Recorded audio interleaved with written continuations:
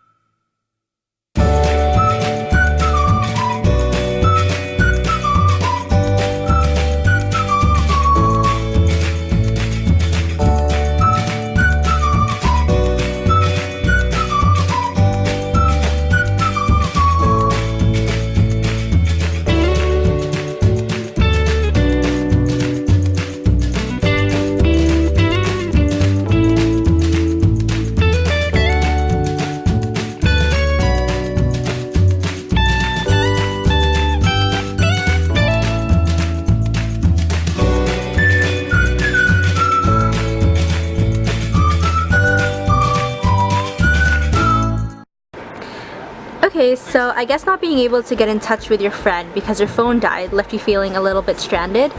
Yes, because although we already made plans already, I was just looking for her to confirm them so we can start our group project. How do you define new media? Well, to make it simple, I use the 3 C's plus 1 C method, which are computing and information technology, communication networks, and content and convergence. Okay, so that makes sense. So how does this lack of cell phone pertain to new media? A lot of people wouldn't understand how a cell phone is considered new media, but I like to see it as a whole rather than an individual process. For example, a portion of new media is computing and information technology. When I was trying to meet up with my team, I was able to use Google Maps, which was able to compute where I wanted to go and then give me information about how to get there. Okay, so you can input information in it and receive information back. What about communication networks? Well, besides the obvious being able to make calls and send texts, the cell phone allows lots of apps to be downloaded at once. Even if a person has an older phone that can't hold apps, there is a browser for anyone to search different social media sites. This allows for constant communication if need be, which allows how 20-year-old Canadian university students use their phones. So this is why I was so lost when I wasn't able to stay in communication with her all day, which is pretty funny when you think of it. I guess it's funny how much we rely on this constant means of communications. But then again, we're so used to everyone having their phones at this point that it just becomes a normal for people to always have it on them. That's true, and that's how we get to content. Through our mobile phones, we're always able to get the latest news right at our fingertips, which is something that has never been a possibility before.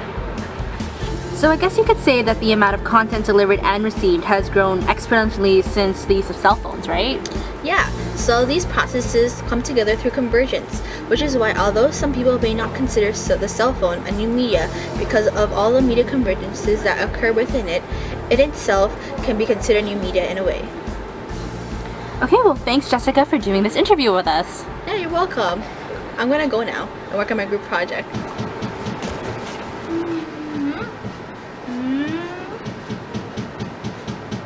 Oh, my phone's low bat. What the heck? I should get this connected.